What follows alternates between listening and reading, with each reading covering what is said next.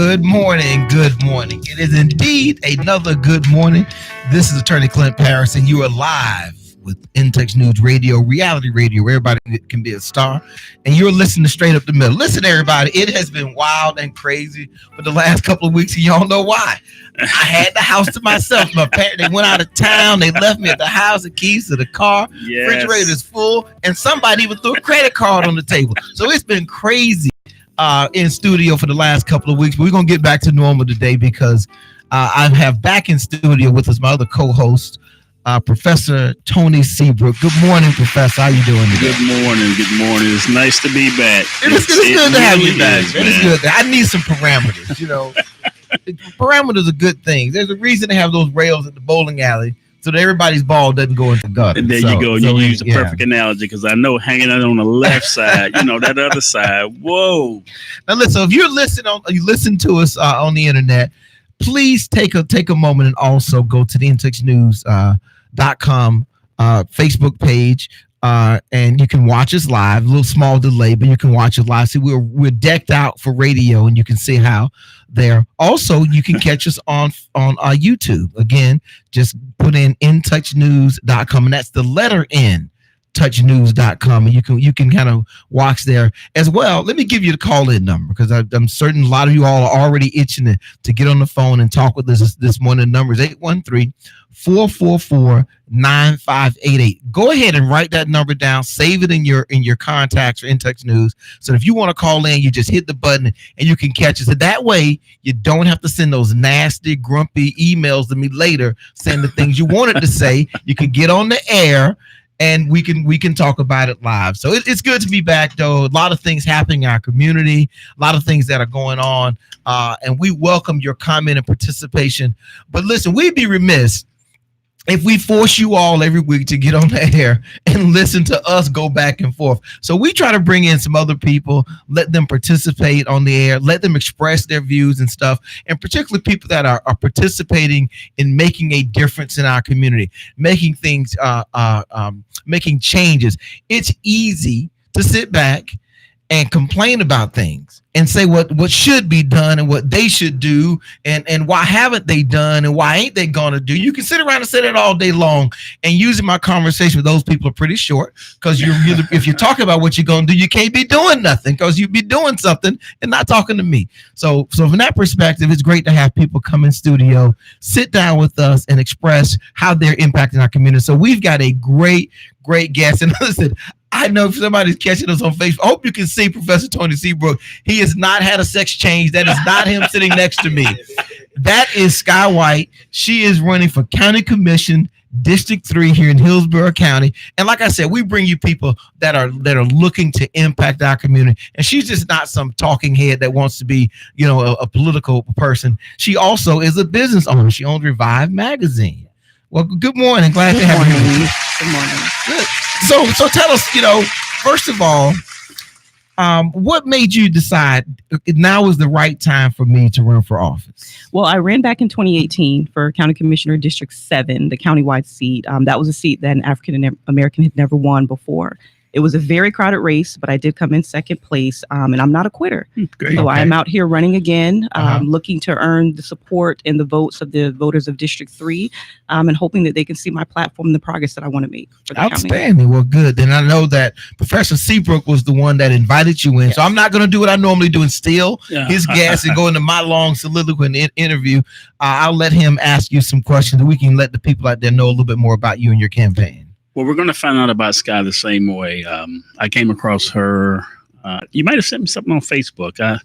I'm not as active on Facebook, contrary to popular belief, as I used to be. I'm more of an Instagrammer because I like looking at pictures, and that's from my high school days. But anyway, I saw Sky, and I thought it was interesting. We share some employment background. She's in healthcare, and I wanted her on the show, to give us another option to think about.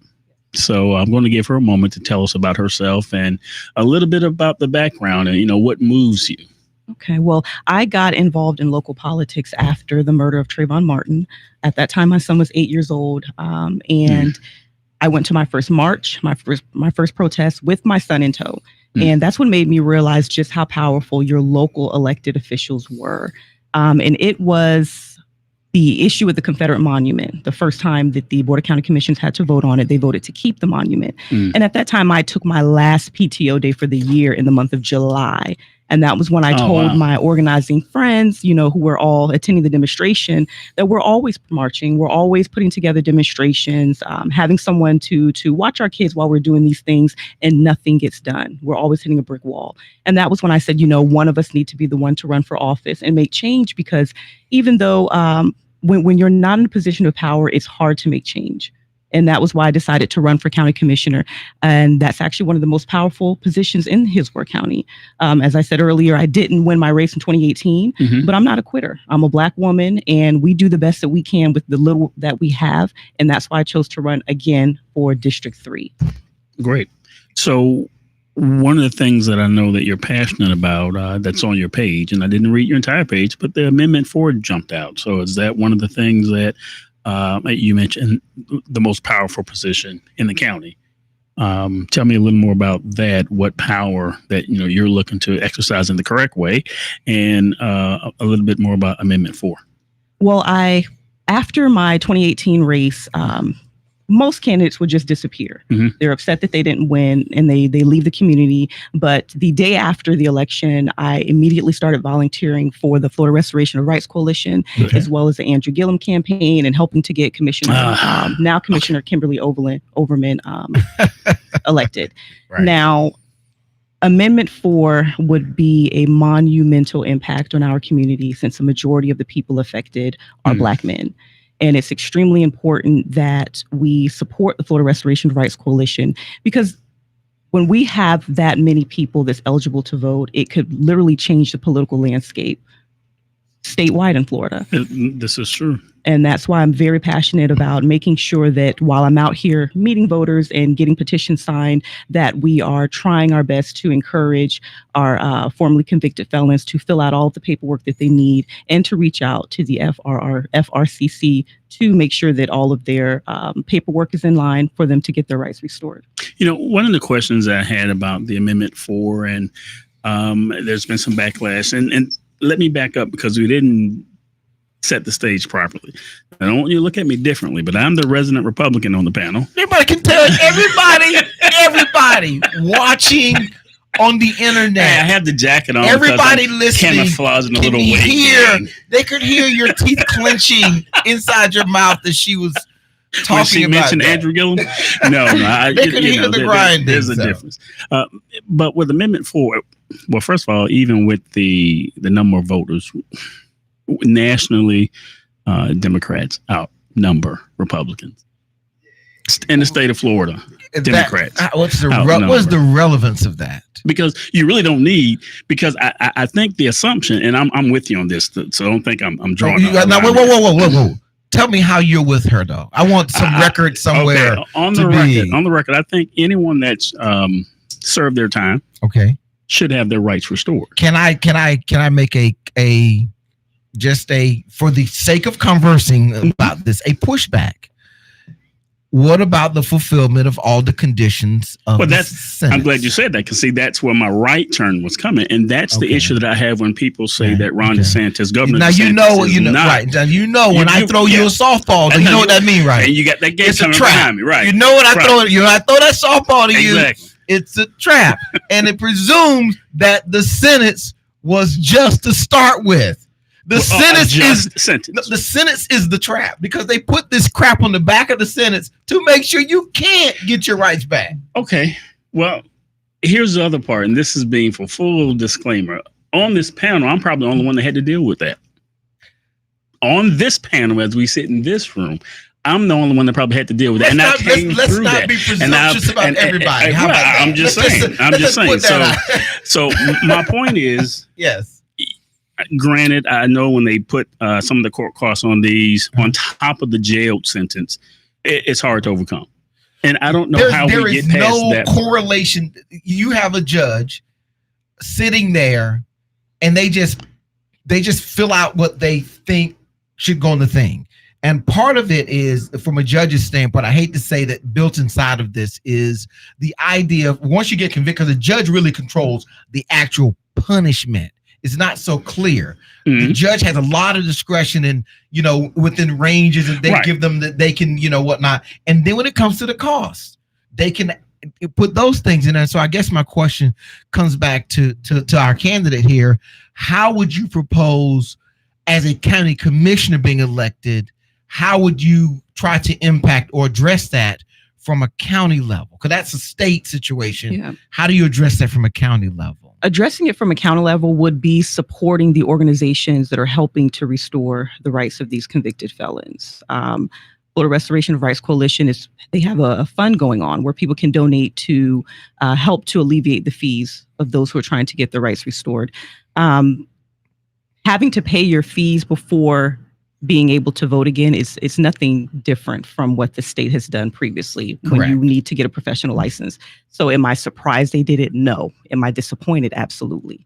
No, and that extra burden that's been around since Jim Crow, and the ability to lay extra debt on people to limit their ability to have freedom, and that's just an extension in my mind of doing that. My interest, though, when I think of local politicians, I really look to see, because I believe politics starts local. We in our community, we have influence over how these things happen through the state attorney's office, how they're defended through the public defender's office, who's elected as judges. And if that is the area, I think, in our county, we have the most impact by putting pressure on those people. Ron DeSantis in Tallahassee, maybe a professor can get to him, but he's not listening. He can't hear me. He can't hear me. So the Amendment 4 is one of your big. So what are the other key things? If you were a voter out there, you'd say, here are the things about me. Here are the issues that I'm most passionate about that I would address, and this is why I should be the person to address those issues. Well, I want to let people know that I'm not a politician. I'm a mother. I'm a nurse. I've lived in Tampa my whole life. So I'm looking at this from a resident who's fed up with us electing Black people that's scared to fight for Black people. We have neighborhoods within District 3, which includes Progress Village, Claremont area, Brandon, Riverview, East Tampa, West Tampa, very diverse district, but it looks totally different. If you're going from Riverview to East Tampa, you would not know that it's one district. So we need to make sure that we're electing someone that's going to equally love and care for District 3. We have neighborhoods that need to be revitalized, but instead they're being regentrified. And we need to work on making sure that we're supporting the residents of all of District 3, not just certain parts. But isn't that the big issue because of the diverse geographic area and in the economic structure of those different areas, that it becomes very, very difficult to cater solutions to the issues in each of those areas? Isn't that the big issue, though? It should not be. It should not be. When we talk to the residents of East Tampa, they just feel completely neglected. I thought they ran District 3 East Tampa. You can't tell them that. They think they own it. In fact, they're the only. They think that's all there is to District 3. You're absolutely right. Somebody from Palm River speak up now. Like, what y'all talking about? We're District 3. You're absolutely right. So, which I can appreciate, and just a little bit more pushback on that. What are the skills that you then bring as a non-politician? And I'm gonna let you get to think on that one, because DJ CEO, he one of the smoothest DJs around. Just when to bring his music in and out. Taking us to a quick break. We're gonna take a quick break for the first break of the morning. You're gonna stick around, talk some more with Great. Okay, we're gonna take a quick break. You're listening to In Touch News Radio, reality radio, where everybody can be a star.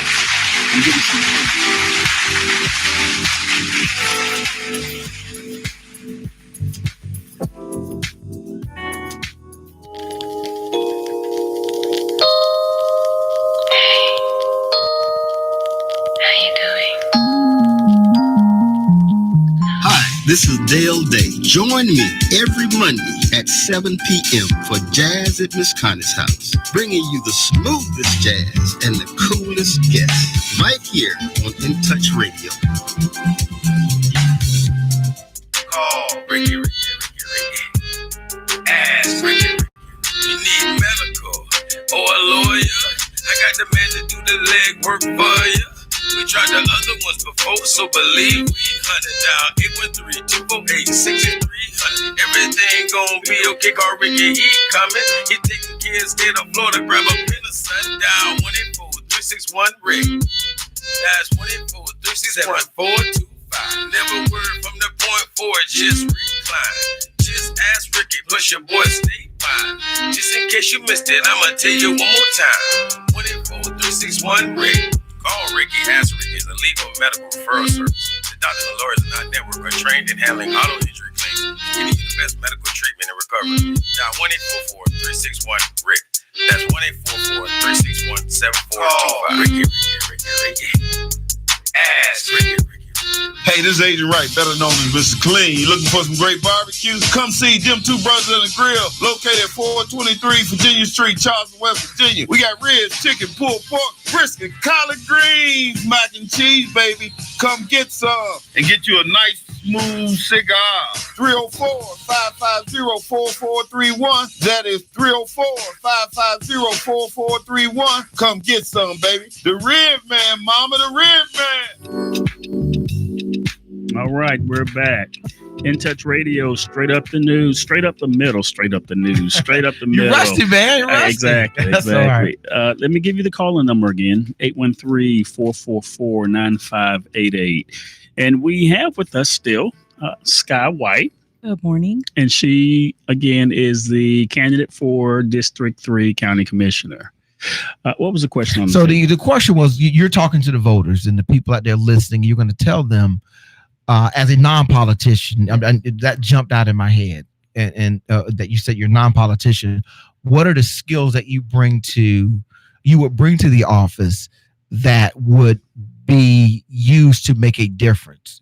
You know, because you're non-politician, right. So you're going to bring a different set of skills. Yeah, the skills that I'm bringing to the county commission would be the view of our local government as a resident. Okay. As someone who's not a politician, as someone who doesn't owe anyone anything. Coming from a view of a mother, of a view of a nurse, and just me being a medical professional, caring for people is what I do for a living. I see people at their most vulnerable points. I see the community at its most vulnerable points as an activist.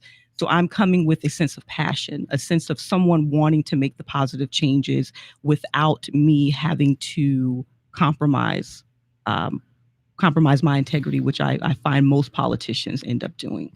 I think that's your biggest in the healthcare. I mean, that was a good way of framing that. You see people in the community at their most vulnerable time. We have female county commissioners. We have, and all are or not all, but you could be a non-politician. I want to get her closer so the folks can see over here. On that screen. There we go. That's there we go. Until you run for the first time, and once you're elected, you can't say that anymore. Then you're a politician. Right. So that's definitely, I think, your biggest selling point that may differentiate you. And here's the other thing that I never hear any candidate say is, what's going to be your key to working with others already on the board? There's always established mindset. This is how we do it. You can't drain the swamp. Right. Okay, you probably don't say stuff like that anyway, but you're presuming that there's a swamp at the county commission. Exactly. And I don't. I mean, I don't have a judgment about Hillsborough County commissioners. I don't know if I've been paying attention long enough to make a judgment, but the way you frame what your passions are and why you would be a good candidate, I think the healthcare jumps out at me. Thank you. Two of the commissioners, Commissioner Smith and Commissioner Overman, we all campaigned together back in 2018. Okay. So I'm happy that they are elected, and I've gotten to know them personally and what their passions are as well. But the key is always making sure that we're working together. Right. There has to be some sort of compromise. And when it comes to my district, I'm willing to compromise, but not to the point to where my district is suffering. And getting to know those commissioners while we were campaigning for almost 2 years. Getting to know their family members. I'm confident that we'll all be able to work together to make sure that District 3 prospers. Now, if somebody wanted to find out more about your campaign, how would they do that? They can go on my website. It's skyuwhite.com. I'm very active on Facebook and Instagram, and you will see me all over the community from now. Sky is SKY. WHITE, skyuwhite.com. And would that be the same place for contributions or to get involved in your campaign? Things of that nature? Yes. You can go on the website to donate. You can also go on the website if you're looking to volunteer. I also want to let listeners know when you are prepared to run for a public office, the steps to do so is you would go down to the supervisor of elections office and complete your paperwork. Most people don't know you still have to qualify to get on the ballot. Now, what does qualify mean? How do you qualify? So for the county commission race, you would need to get 1% of the number of voters in your district. Are you going to make me do some math or are you going to just give I'm me going to give you the numbers. Thank you. District 3 has about 180,000 voters. Okay. So in one way to qualify, you would need 1,800 petitions from registered voters who live in the district to get on the ballot. Okay. Or you have to pay a qualifying fee, which is $6,000. Okay. Let's get those votes. So just if I know, so are you qualified at this point in time? Qualifying is in June of next year. So what we're doing right now, we're actively getting petitions. Okay. We're about halfway there. So Right. we're doing really, really great. We are out in the community 6 days a week getting petitions signed nonstop. Wow. So there's a lot of work. I mean, it sounds like it's a full-time job just running for office. It is. But how do you maintain a balance in life, though? I mean, as a candidate, because you're a non-politician. Right. The politician got to figure it out. So for a non-politician, how do you keep the rest of your life in balance? Well, I've mastered multitasking. I'm also a single mom of a 15-year-old. It's doable. It's very doable when your heart is there. During the day I'm working, I spend time with my son when I get off, and then we start knocking on doors, making phone calls to donors about 6 to 7 o'clock in the evening. Even on Sundays, if I'm not speaking at a church, I'm strategizing, contacting donors, getting petitions signed. And it can be difficult to balance, but it's very, very doable. So I caught the we, you said we, so I assume your son is playing a role in this. He is playing a role, yes. Right. And you also mentioned earlier that when you did that first Trayvon Martin march, the first one you went to, that your son was a part of that as well. Yes. Why do you feel it's important that your son be exposed to this process for his development? Why is that a part? Well, my son, 15-year-old black male with dreadlocks, he's an honor student. So I want him to understand that just by his makeup, he's going to be stereotyped. And I also want him to understand what the powers are, understanding what local elections do to your quality of life. Okay. I want him to understand the importance of voting, and I want him to see the sacrifices I'm making so that he doesn't have to have this same fight when he gets my age. All right, I'm going to do one more question and we'll let the professor back in. So you ran previously, you did not win. Right. What are you doing different this time that you believe is going to put you over the top? What I'm doing differently is I've learned a lot in the last race. We spent a lot of time doing certain things, and we probably should have spent more time doing other things. The key, unfortunately, until we're able to change election laws, is money. You have to raise money. This is America. There's a reason they brought and said we're going to be capitalists, because they want money to really permeate and be the deciding factor in everything, including where you're born and how you die. So I don't know how we're going to be able to get away from the money piece of this. Okay, Professor, I know. I said I was not going to hog the guest. I'm going to let you go. Go ahead. No, Professor. and this would be the parting note to the parting question. I know the county commission doesn't have any play or anything to do with the recent law that went into effect. I think it was Tuesday, the armed teachers. But you did mention you have a son and you have him involved in these things. The implication of what you said regarding your son, I think, is personal responsibility. What are your feelings as a parent with the armed teacher? I don't like it. And I spoke about this with a friend of mine who's also a teacher. And I just feel the only thing a teacher would have to say is that she feared for her life. And my son is 15, but he's 6 feet tall. Okay. He's skinny, but he is a tall 15-year-old. Okay. Right. And we know that most young black boys are viewed as men. They're viewed as men. Right. And they're viewed as a threat. Yeah. From a threat standpoint, yes. They can get right, the exposure level. And that's what worries me. That concerns me, is how this will affect our black children. Right. And I actually share that. I share the sentiment. I don't know why it automatically went to teachers. Even if I think in the state of Florida, every school has to have a school resource officer. I get that, and hopefully that's the case.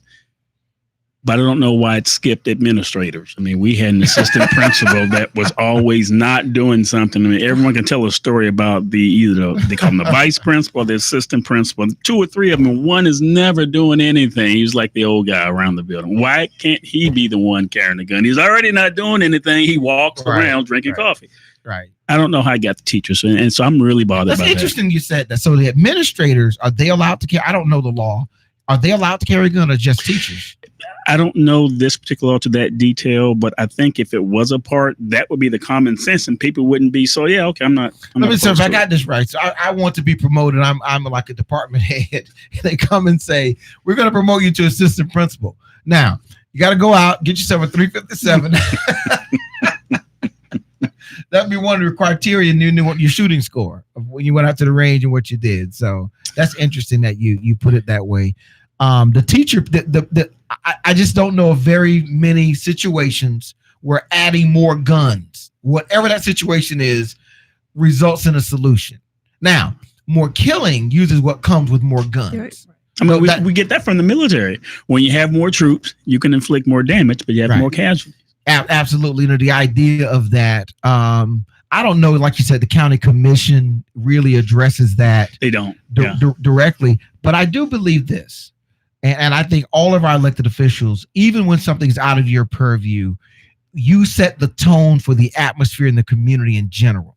And everybody functions in that same sphere. And so I would expect that whatever your positions are, they will permeate throughout the entire community, even though you'll be elected for District 3.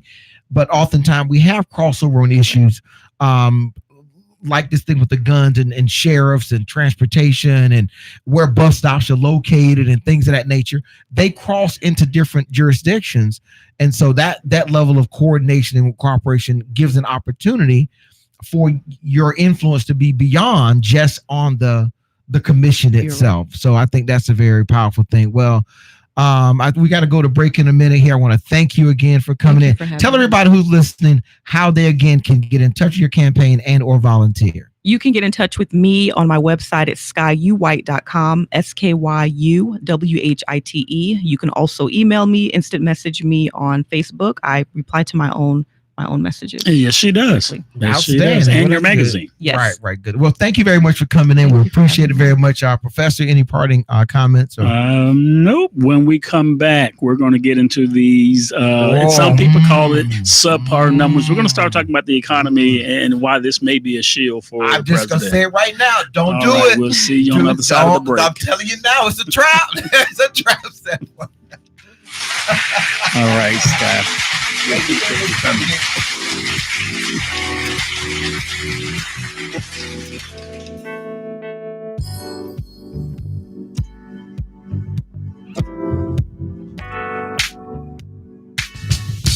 Hi, I'm Donald L. Dowers Jr., your motivational guru. This is the DLD Motivational Moment. One darn second. America, since 2017, is suffering from a serious hiccup. 9/11 is seriously overused in a distasteful manner.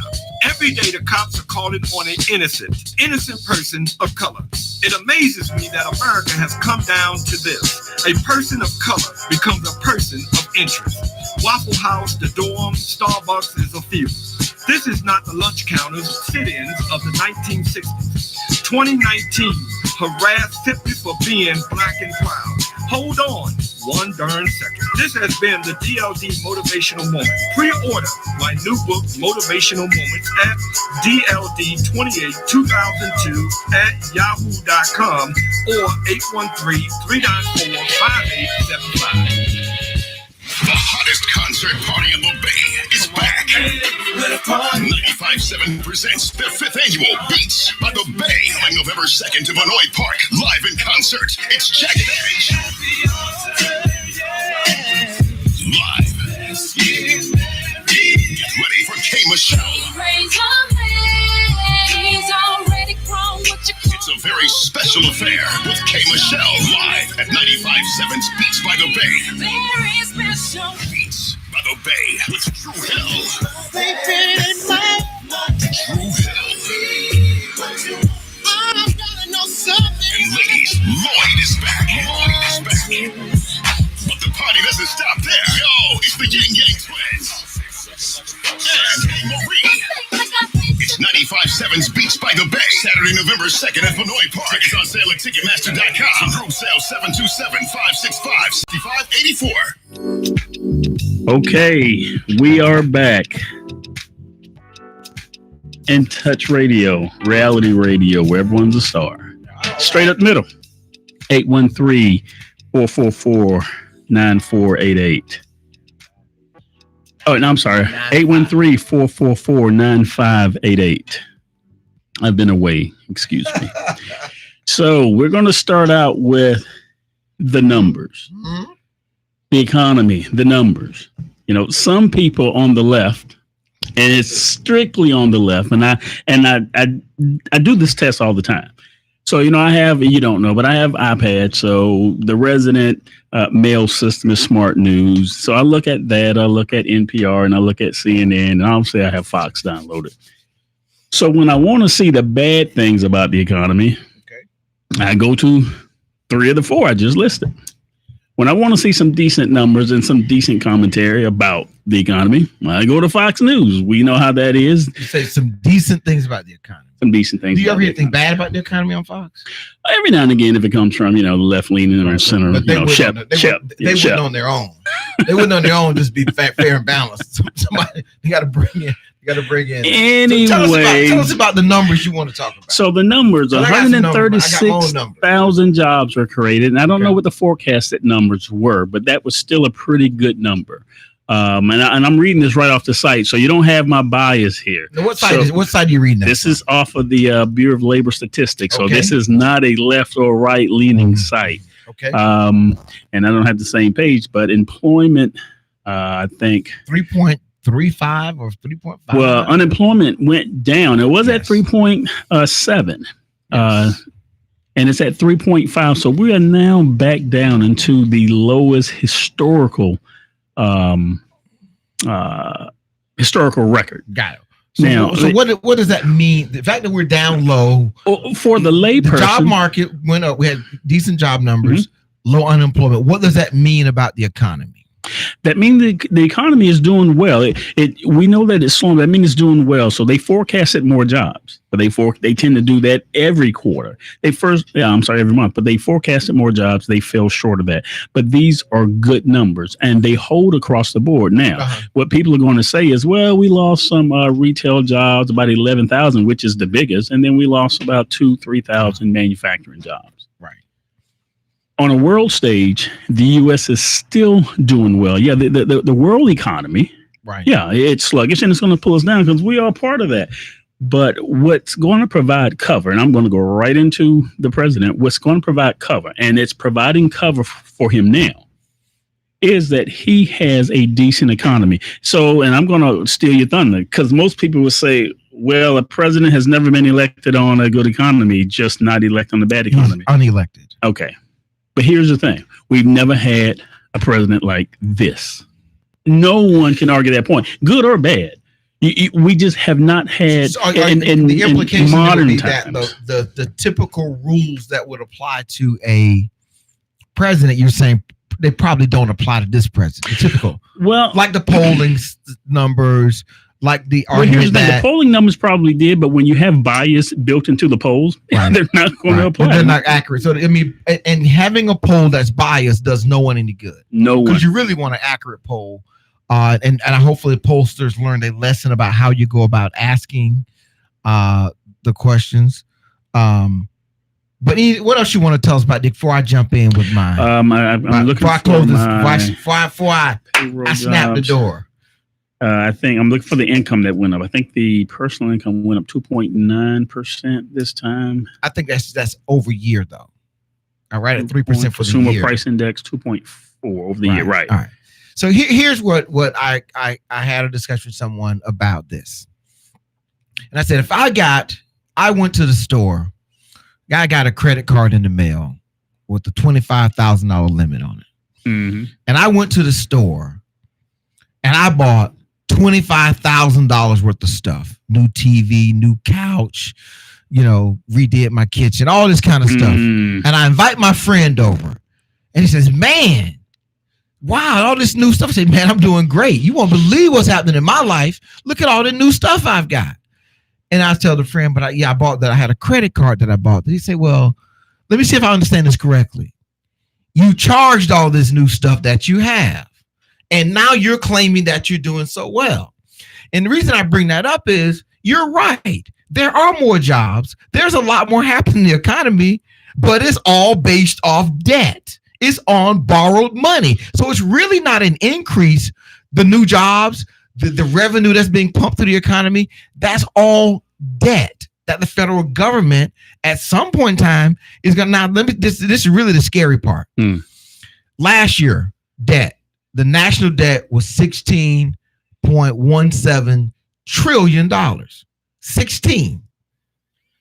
This year, wait. Last year was 16. I thought it was like 19. This year, it's a nice, healthy 22. I don't know that we've ever been at 16 since he's been.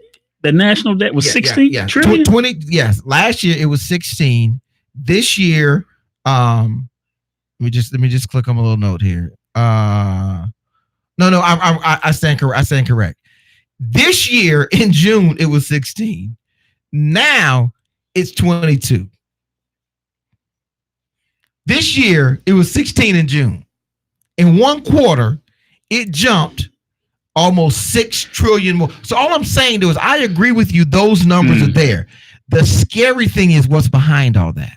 And what I'm shocked about is a fundamental Republican conservative principle of fiscal responsibility. Right. That I did not hear in your presentation. I'm going to say that's where the door just, that was the snap.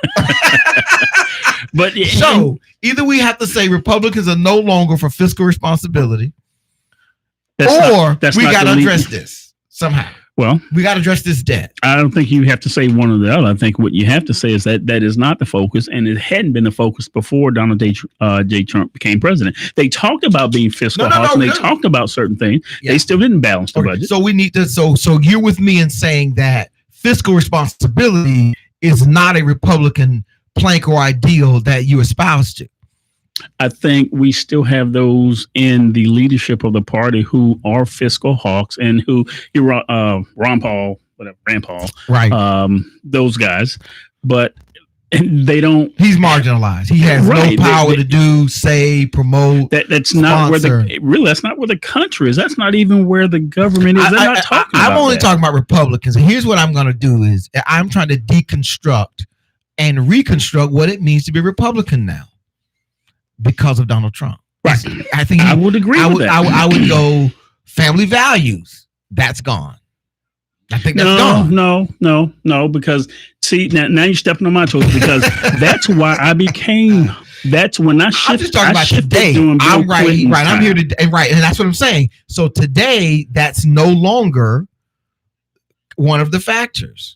Based off Donald Trump, I wouldn't agree with that. Yeah, because what Bill Clinton did is nothing remotely related to what Donald Trump has done. But that doesn't mean that the Republican Party loses that value because you have someone who does not represent that. If he was a legislative aide or he was, a page, right? He's the president. He is the trend. He's the mark of the model for this is what we espouse. So anyway, I want to set that up and just take a shot at the whole because I don't give him credit for the economy. The economy is, and this has been the case, I think, throughout history, it does well in spite of what a president does because Americans are they have ingenuity, they have drive, commitment, they will find a way to prosper even in the worst of situations. And it's amazing to me. We think about like African-American assets and property ownership and things we talk about.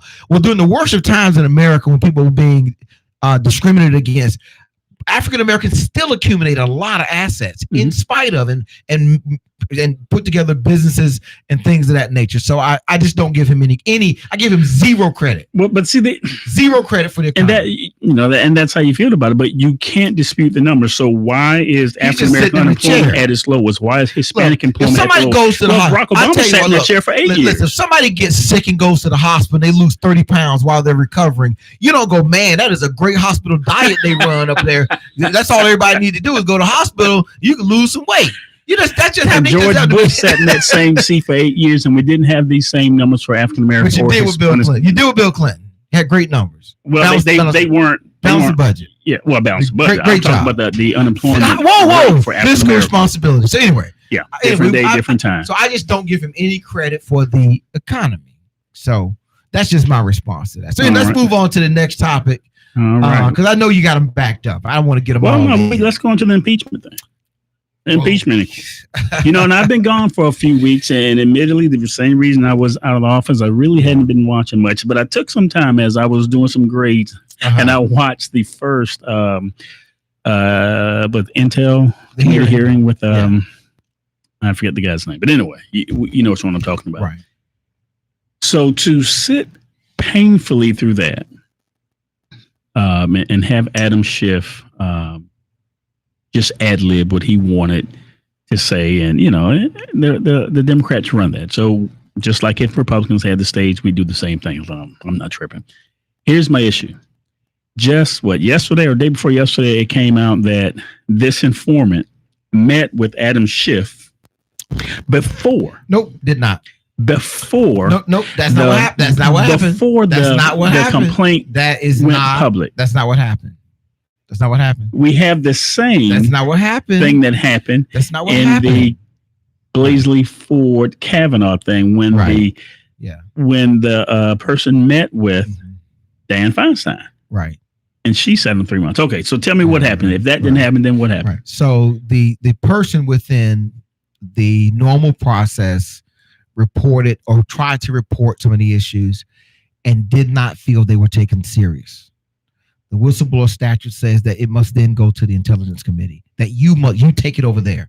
If where you go your normal channels, if they don't seem to take it serious, which I commend that person, because we've all worked for places, you saw something that just didn't look right, and you may have kind of half said something, and you could have just as easily turned your back and walked on over here. That person did not have to say it, but they kind of broached the idea.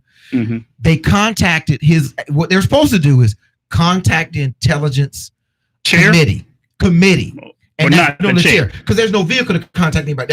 That's one of the other dynamics. You don't talk to the lower ranking member. It goes to they contact his office. A representative did. Okay. And described in general the nature of of what we have here. He then tell that person to go file a complaint. So he never met with the person. He doesn't know the person's identity. And I think that's what the process is set up to do. Now, I agree with you. He probably should have come out and said, my office, and I would have said this, he probably should have notified the ranking member as well. This has come in. That person has been sent to file a complaint. So you would agree this follows the Kavanaugh Blaisley Ford? By not disclosing that up front to ranking members that I have something A rank. And I think one of the problems this buries itself in something that's unfortunate now is the level of partisanship and distrust in these committees. They're not functioning. So I don't blame him for not doing it, because remember last time, who was the guy we had running up to Capitol Hill, going through the bushes? I gotta get this to the White House. It's gotta be done right now, So I get the level of distrust in this. And now what's coming out is that the CIA made a criminal referral over the same information. Well, I think, was it in fact, because the way I read it is some people said, the quote that I saw was, I submitted what I considered to be a criminal referral, because either it is or it's not. And this is what I think the American people. Right. That's the unfortunate thing. Now we're in such a partisan. It's a play on words. It's not like a form you fill out. And so just the idea though, that if someone did this and the CIA says, hey, you all might want to take a look at this, and Barr goes, nothing to see here. Excuse my name on this stuff. Nothing to see here. And not an inspector general is supposed to be taking a look at that as well. All right. So impeachment, I got a couple more things. Yeah. Well, we're coming back on that because that's going to roll into where we are with this presidential campaign anyway. So we'll see you guys after the break. 813-444-9588.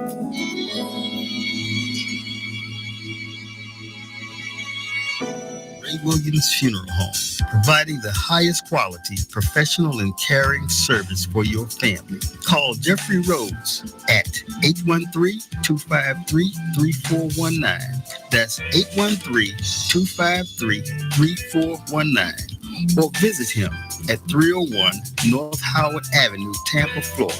Ray Williams Funeral Home, for the finest care and quality service. Hi, this is Trina Johnson with Caldwell Banker Real Estate, the real estate agent you've been looking for. If you want top dollar for your home or you're looking to make a purchase, call me at 813-244-6953. Again, 813-244-6953, and let me list your home. Hi, this is Dale Day. Join me every Monday at 7 p.m. for Jazz at Miss Connie's house, bringing you the smoothest jazz and the coolest guests right here on In Touch Radio.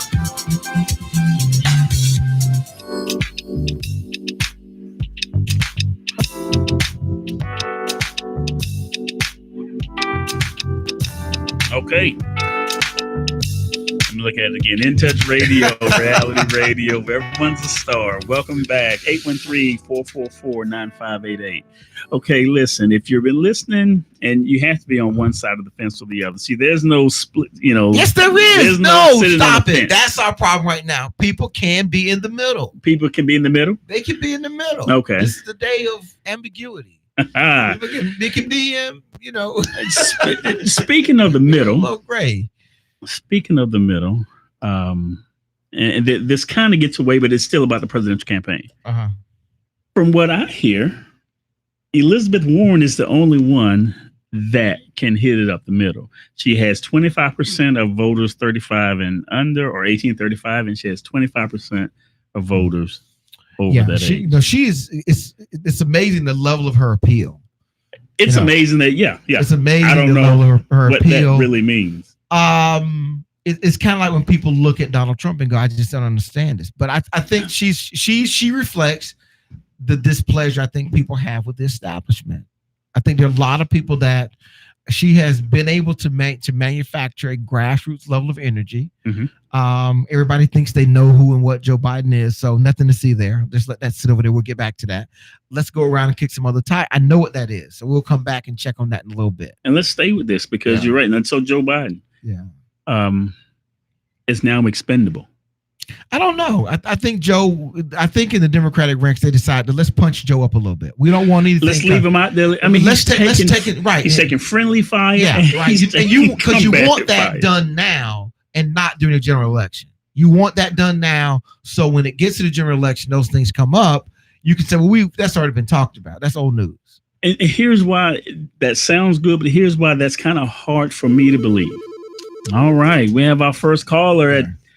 All right, straight up the middle. Caller, who do we have? Hi, good morning. This is Tamara Schamberger with the Hillsborough County School Board. How are you this morning? Hey, good morning, Tammy. Thanks for calling. Yeah, we were actually talking earlier, and I'm glad you called. We briefly touched. Okay, hold on. What are we gonna do? We're gonna keep her. Okay, we're gonna keep her. Okay, so Tamara, is it Tamara or Tammy? I'm sorry. Which one is it? The full name?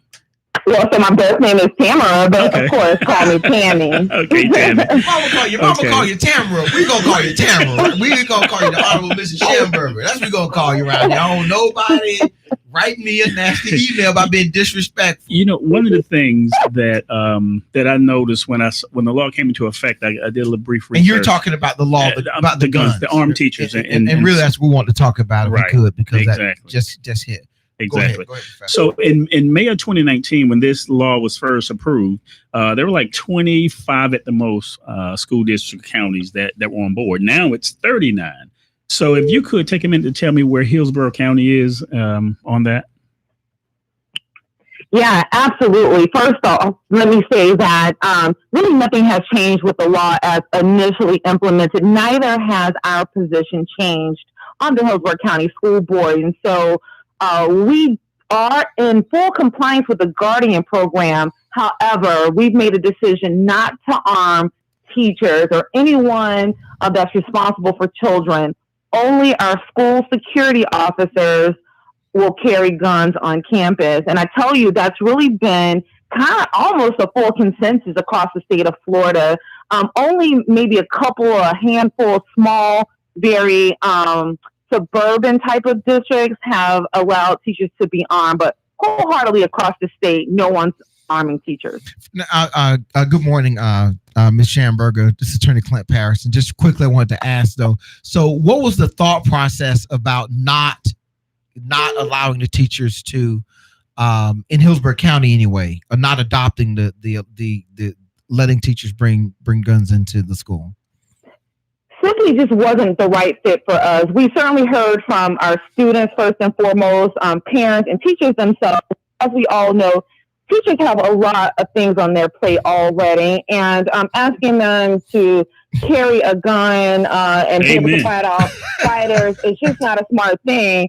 But, you know, I'm certainly going to say, certainly as the only African-American sitting on the board, my view is always going to be a little different. We still deal with a lot of biases in our classes, unfortunately, something we're trying to get rid of. Really? And so there's no way I could ever let that bias be armed.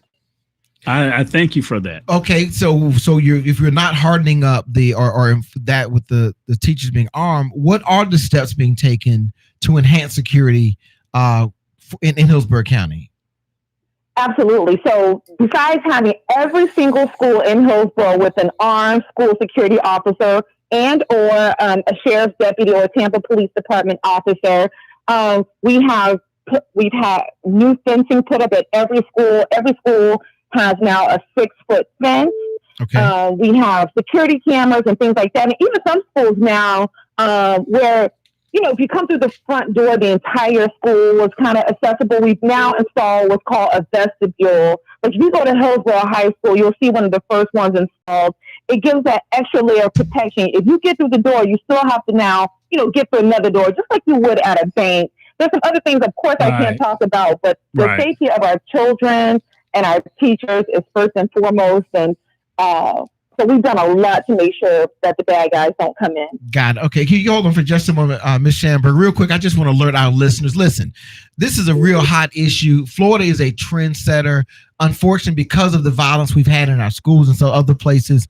So we think this is an important conversation to have. So we're going to continue this conversation into the next hour. So if you want to stay with us and listen in, please do so, because there are some other issues we want to address. But for right now, we want to continue this conversation with Mrs. Schamberger. So now, Ms. Schamberger, one of the things that jumped out to me was, you mentioned the armed security guards and armed officers. There was an armed person at the Parkland school when this happened. What's being done differently, though, not just putting them in, are different guidelines or policy or procedures, or because if I'm not mistaken, I think one of the new things I've heard was that the security person is supposed to engage if there's someone with a gun, they're supposed to be engaged. Or can you tell us a little bit about what that person will do that will make the school safer?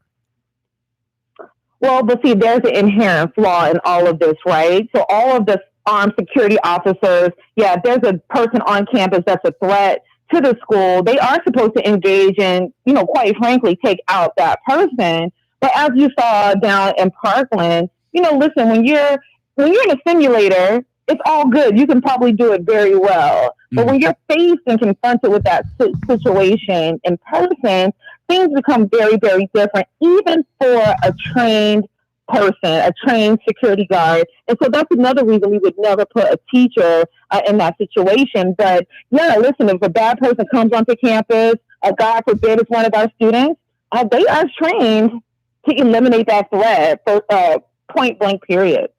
And that's a good point. And that makes common sense. And I had a conversation with someone recently about that. Not even to take away from this, but only a police officer, and it's actually about the Botham Jean trial, but, you know, someone said, well, you know, I do the same thing. I was wrong. I'm like, only a police officer should have the training and the de-escalation training to act accordingly. I can see if this was a teacher, their job is, the math teacher teaching math. And now you have someone that may have come into the room, throw your mindset off, and he has a gun. So now you have to kind of go into your security mode. So it makes perfect sense that you only have trained personnel do that. Correct. I want to ask you about the fencing around the schools. So are you saying all the schools in the district now have a 6-foot fence? All schools have 6-foot fencing. Some schools had no fencing, now have, they had a fence installed. Schools that have 4-foot fencing had it upgraded to 6-foot fencing. Not only that, those lock gates that you have to buzz into the office to get in. Every school also has that as well. K through 12, all schools. I'm just want to make sure I hear that right. K through 12, all schools now have to have a 6-foot fencing around the school. Yeah, that's every school in Hillsborough County. I tell you, I'm very proud of the work that Hillsborough County has done, because we were the first district literally in the state to be fully compliant with the laws. And so other districts then turned to us for advice on how to get things done. In addition to that, you may have heard or saw the press conference regarding our little security alert system. It's called Syntagix. What that is every employee or every personnel in a school, from the custodial staff to the principal, now has on their badge a button. It's a little badge. It's a button that will alert and lock down the school in the event of a threat. And I was super excited to see our custodial staff get that, because, they're on campus first, very early in the morning, and also they're very late in the evening, and they roam the campuses all day. And so that's another step. We were first to get that as well. 26,000 employees now have access to get a school locked down immediately in the case of a threat.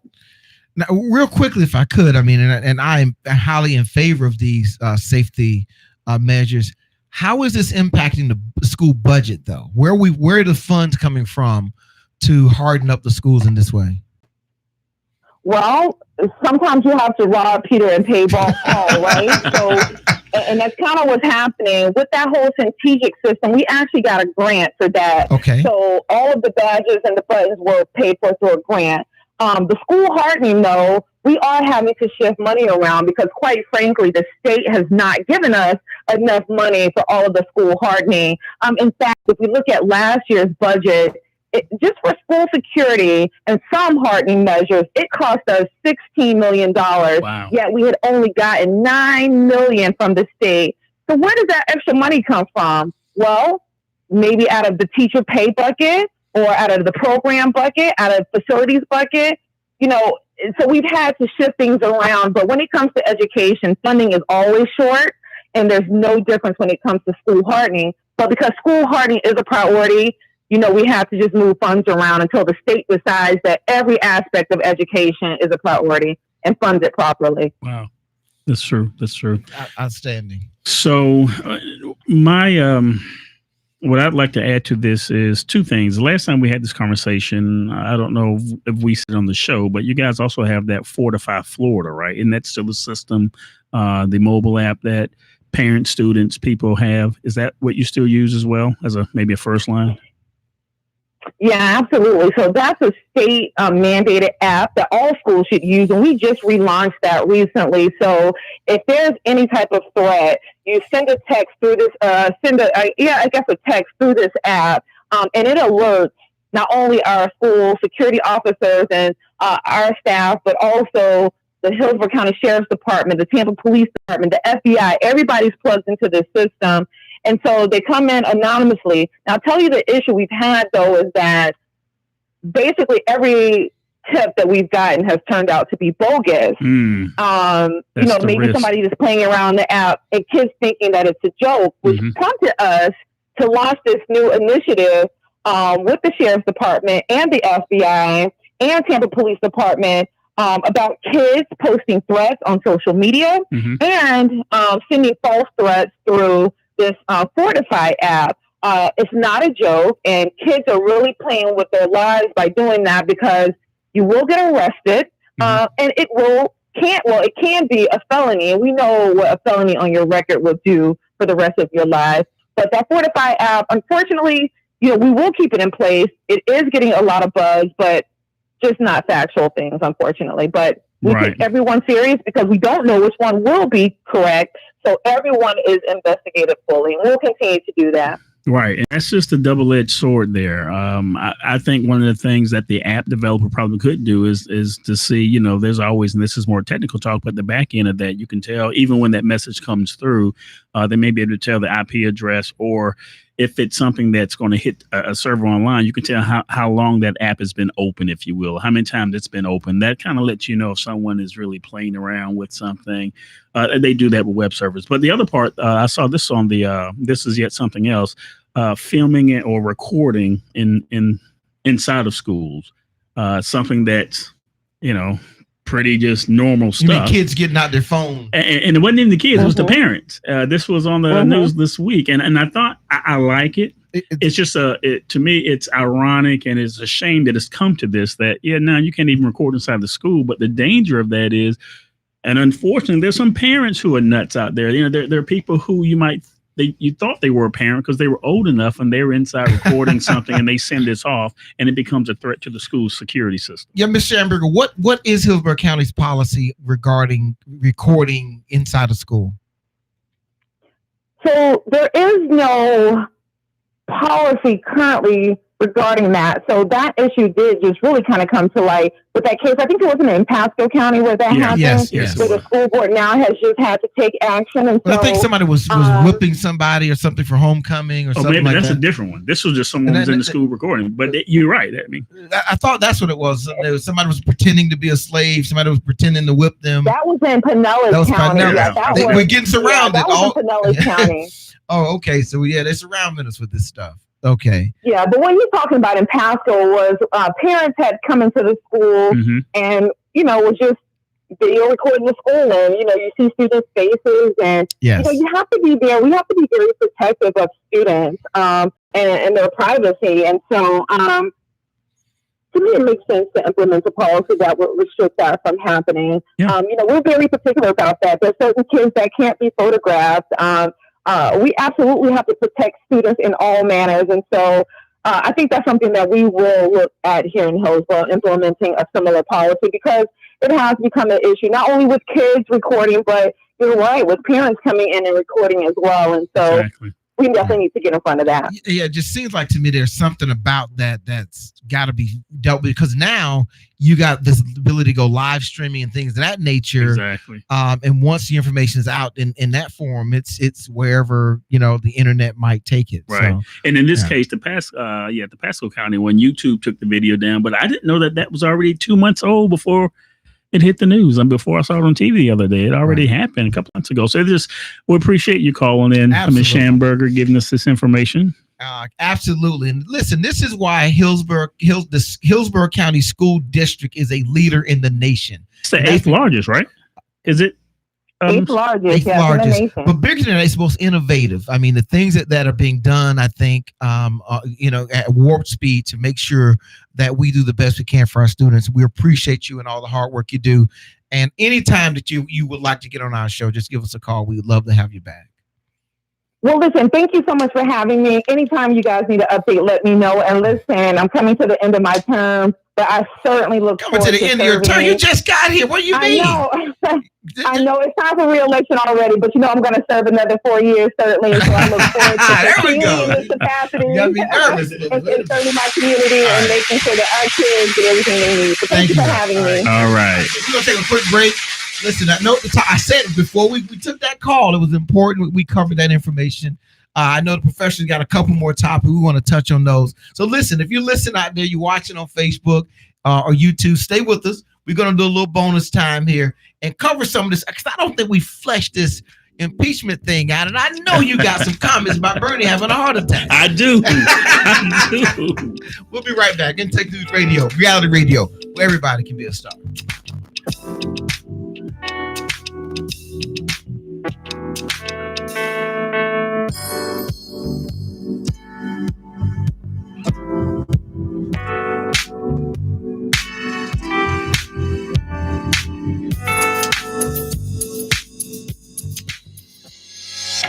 Hi, this is Trina Johnson with Caldwell Banker Real Estate, the real estate agent you've been looking for.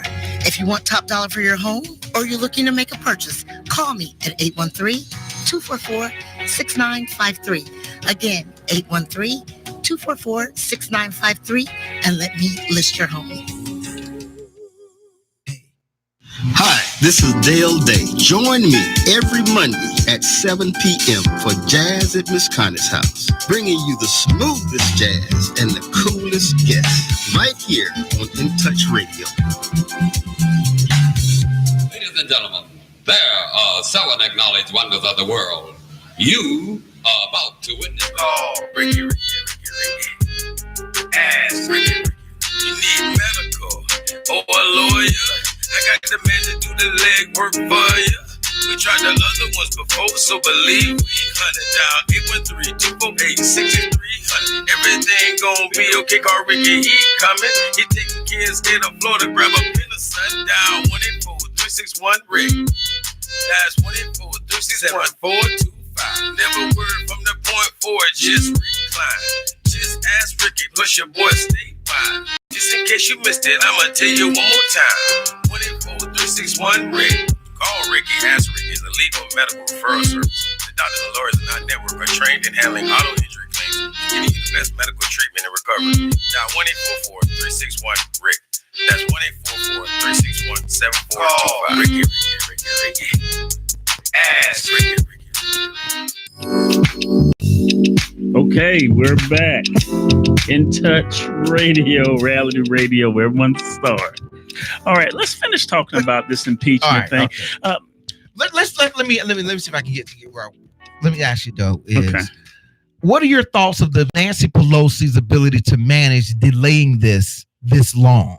Well, I think you use the operative term is manage. The operative term is manage because it wasn't by choice. She's being pushed and she's trying to remain relevant and in control. And I said this way back when, but it's just not those 3 bad kids that I mentioned before, AOC, Rashida Tlaib, and it's a majority of American citizens that are asking for it. Well, the majority. Here's the thing. Now, I don't know what poll you've looked at, but it was 46% for, and four. I don't know which one. 46 and 43 was the split. That's not over 50. So now it's probably 91% Democrats wanted impeachment. But when we look at the impeachment at the national across the nation, it hadn't peaked 50%. Now here's the problem with that. Because you have a president who is so, to me, he's swinging at the fence. He doesn't care. He's doing this thing in front of everybody. He's saying, China, but that doesn't make it right, and that doesn't mean that we're criminal. Just that it makes it unpresidential and un-American. Unpresidential, and it's un-American. It's un-American. All right, let's see what the caller thinks about this. All right, In Touch Radio caller, who do we have? Good morning, crew. This is Carl calling in. Hey, Carl. Good morning. My candidate. You're breaking up, Carl. Go ahead. Go ahead, Carl. Go ahead. And we've got other callers calling in. So go ahead, Carl. Okay. I think all this will do a lot of damage to Joe Biden or whatever. And I'm hoping that he has stamina to really come out and really stand his ground on this. But the media, like Clint said last week, where the media is going to play a big role or whatever. Because you remember how Trump jumped on Fox or whatever about not being supported. And now Fox got back on his side again. So he's a mastermind with this media thing. So Joe Biden has to find some leverage or whatever and get his footing again. That's my take on it. And with Nancy Pelosi or whatever, was look good with this or whatever, because when Trump really came out with his negative with stuff he was doing, whatever, and Nancy did really go for impeachment. So now that she's here for impeachment this time, it'll look she wasn't really. It makes her look like she wasn't really just after him. Right. Well, she wasn't sure she can get the votes. Right. She didn't have the votes. But that's true. But even though, when she should have went for impeachment and tried to get the vote later. But she wasn't all in. She held them off. Right. She made the political decision. I think she made the right one. Right. Actually. So, all right, Carl, we appreciate you listening. Appreciate you calling as always. And for any of the listeners out there, appreciate you trying to call in. Please call back if the line's busy. Sometimes they get full. If you call in and you can't get through, please call back. We love to hear your comments. Yes. There are no right or wrong answers. They're just yours. So feel free to come in and say what you have to say. Now, he mentioned Biden. I want Biden to go through this right now. I want Biden to get beat up, blooded up, punched up, get it all out in the open, and then we can move on. That's my theory about this, because he's the only one taking this big beating. Then everybody's got to take it some at some point. See, that's what I want the negative things to come out during the primary, so everybody can get beat up, so that when we get to the general, we don't have Access Hollywood tapes coming out. Right, but here's the thing. Do you really think, especially given this wild card of President Trump, because I'm gonna say it again, he doesn't have the full support. We know he doesn't have the full support of his party. He's got them so terrified that if they cross him, he's gonna somehow get him out. I agree with that. That's different from support. So my thing is, with Joe Biden, do you think this is all that's going to come out? I think part of the strategy is let's beat him up, but we're not hitting him with the big punch. If he makes it past, then another document's going to resurface. This is nothing. I don't think we're going to have any strippers come out. I don't think any extramarital affairs are going to come out. I don't know. And this is not about Biden. This is about his son.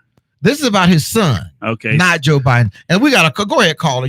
Sorry about that. I was distracted. He's heated about those. Good morning, caller. What's your name? Where you calling from? Good morning. This is Lisa in Virginia. Outstanding. Hey, good morning. First, hold on. Wait a minute. Wait. Hold on, Lisa. Now we're down in Florida. Tell me about how's that weather up in Virginia, right? Have the leaves started to change yet? Just paint a picture for us, because we're down in Florida. The leaves did change, but we were in 80, 90 degree weather last week. Oh, they didn't know how to act up there. Wow. Global warming is real. Oh no! Stop it! Go ahead, Lisa. What's on your mind this morning? Well, I'm calling today, and I guess my comment or question is for the professor. But I have almost 40 years with a combination with the FBI and the Department of Justice. And it's just disheartening and frustrating to see what this administration has done to their reputation, because I know these are really good people, for the most part, that work there. But my concern is, why is it that the Republicans are more worried about the procedure of this whistleblower's complaint versus what the complaint is and the corruption that this president has done and is doing, even in the open? President Obama had a scandal-free administration. Well, not really. The worst thing he did was wear a tan suit. So wait a minute. The worst thing he did was wear a tan suit, yeah. That was the worst thing. Okay.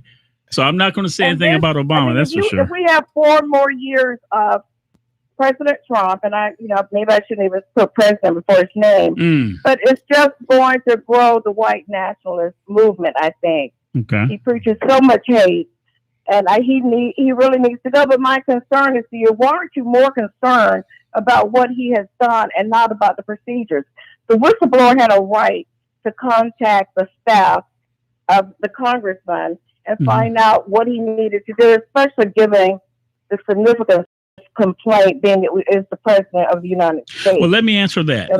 Let me answer that part. I think what President Trump, what really gets him is the fact that he knows, because certainly, and thank you for your service, the 40 years, but President Trump is in the position that he's seen documents that we aren't privileged to. And he has people in the intelligence agency that says, hey, you know what, they almost got you, man. They did this and that. So he has a different look at this. And he's probably thinking, man, I'm going to get them all back, because this is what they did to me. This is what they were trying to do. The deep state conspiracy. Right. This is what they did to my campaign. And even after I won, they just don't want to accept the fact that I won. And they've been trying to get me out. He sees things differently. Now, we know he's a billionaire. He's an old white man. Let's just put it like that. He's an old white man with money, right? Now he's the president. He's a corrupt person, period. From the top of his head to the bottom of his feet. I wouldn't go that far. I wouldn't even say that. What do you have? Ingrown toenails? What do you have? Ingrown toenails or fallen arches? What was he couldn't I serve? was giving you that part, but at the same time, he comes from a different angle at this, and I think that the way he's looking at it. Okay, hey, look, this is kind of what they do. They're just angry. They, being the Democrats, are just angry because I'm saying it. And we know he's not a polished guy. We know I cringe when he says things, and it's just how he says it. And I think that gets a lot of people. President Obama could have said some of the same things, but he's so suave and he just knows how to talk. He'll smile and kind of wink at you, and he'll say the same thing, and you won't be offended. Well, I don't know about that. I don't think so. I'm sorry. Go ahead, Lisa. You just don't think Obama wouldn't say some of the things that Trump says. And I would agree with everybody on that. But just because we don't agree with how he said it and what he does not make it criminal. Now, I agree with Clint. It may be unpresidential. It may be unbecoming, but it's not criminal. But it doesn't have to be criminal. But he doesn't have to be criminal to be impeachable. See, obstruction of justice, the way that we went to Nixon. He's violating the Constitution. He's violating the Constitution. But he's making the Constitution. It doesn't mean anything to him. I'm sorry. I'm just really fed up with people trying to defend him. And when he's doing all of this, not all of it, but now he's openly doing it because he's so emboldened from the rest of the nothing happened to him because of the Mueller investigation. Right. So Lisa, even though they were still investigating it, that emboldened him. So let me ask you this, Lisa. Let me ask you. If you had to draft the articles of impeachment, what would they be? If you had to say he's impeached for this. Well, I would impeach him for violating the Constitution. I don't know if that's the correct language for it. I would write an article of impeachment for obstruction of Congress right now. Obstruction of justice. And maybe some other obstruction from the Mueller investigation. There's just so many things. It's hard to pick. Cover up. I would write an article for covering up all of this, which he initially tried to do. Got it. So there's a lot, and I don't think they ought to stick to one article. There should be several that are strong. I mean, the president he's doing this to himself. There are no other people just out to get him. He's an illegitimate president from the beginning because all of the help he got from Russia. So that's my opinion. I just don't know when it's going to be enough for the Republicans to start really speaking out. And maybe they're just afraid of it. So thank you guys. Y'all have a great day. Well, I have a request though, Lisa. I have a request for you. Okay. I need you, to go into DC. I want you to make a post to say, I support straight up the middle. InTextNews.com. And when one of these, you pull your poster up. I will be there, like your guest being involved and getting set up. I feel the same way. I'm trying to find out what I can do now to get involved. So you will see me with my big sign, and it will have Lisa on it. Lisa from In Touch, straight up the middle. Thank you very much. We appreciate it very much. All right, y'all have a great day. You too. The one thing I say is you hear the passion. And I think that's what Elizabeth Warren is tapping into. Wait a minute, you think she's a Democrat? She ultra Democrat. And see, and she of course fits in that model of where Trump believes you have these deep state people who have an agenda in their capacities and anything, and that's what he thinks about this whistleblower. Yeah. But there's some really conscientious people, stunningly conscientious in some positions, where things happen, and they just hold themselves to a certain code, and this whole thing with this person making this report, the mistake was Nadler not Schiff not notifying. Only thing I said would be I would have notified the public. No. I would have just notified the ranking member. Someone has broached this to me. I've said, look, if you think it's that serious, it's on you to go make a complaint, and we'll let that be what it is. And I think you seem to be whitewashing the what if. Same with Lisa. So we have the Democrat, we have the chair of the committee, who intentionally, and he is seasoned. He was waiting to become the chair. That he was waiting for the takeover of the House, and right. So he knows exactly what he should have done, and he chose not to do it. So you can't blame a President Trump for like, I'm just going to hit you guys with everything I have, and now you're going to have to come and get me, and that's what they have to do. But I think that from a country standpoint, it's not good from either dynamic. This is what happens when you get someone who's so inept or unqualified for a position, because because I believe Trump is this way. He'll wreck the whole doggone thing. He'll wreck the reputation of the White House. He'll take down Congress. It doesn't matter to him, because in his world, you file bankruptcy and you start over. And he comes in without a value system. Exactly. So it doesn't, these things. I don't know. But but I think he's boxed in, because I think for the Democrats, there is a really healthy appetite for impeachment. Nancy Pelosi Democrats. Yeah. Okay. She almost had to go down this road. She's still slow walking it. Mm-hmm. And I would love to know the timeline they have for thinking, when do we need to have this thing come to a head or not? Because think about it, the inquiry, this is like the preseason before the season, before the playoffs. This is not even the investigation yet. This is the inquiry before the investigation. And at the same time, I'm glad you said that, because you said that about the Mueller investigation. That had to happen, and now we're going to do it.